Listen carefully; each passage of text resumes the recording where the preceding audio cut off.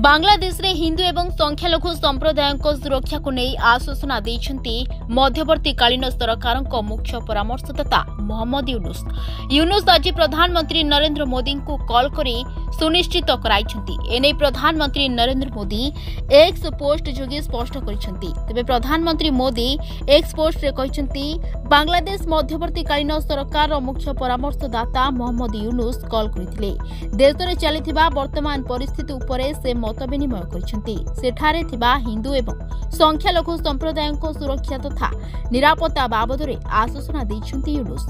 एथिसह से गणतांत्रिक स्थिर शांतिपूर्ण तथा प्रगतिशील बांग्लादेश पाई भारतर समर्थन को दोहराइछन्ति बोली प्रधानमंत्री कहिसन्ति। तबे प्रकाश थाउ कि 78तम स्वाधीनता दिवस पालन अवसर रे प्रधानमंत्री मोदी बांग्लादेश रे थिबा हिंदू एवं संख्यालघु संप्रदाय को सुरक्षा उपरे चिंता प्रकट करथिले।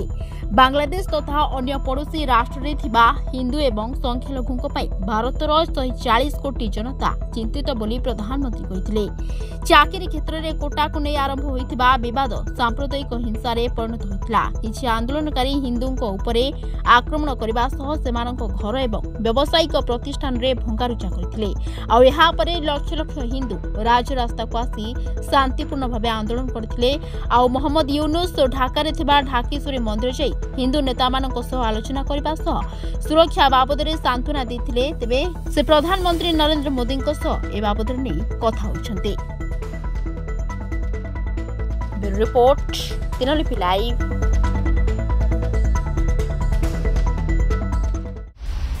दिनलिपि लाइव को एबे ही लाइक शेयर सब्सक्राइब करंतु।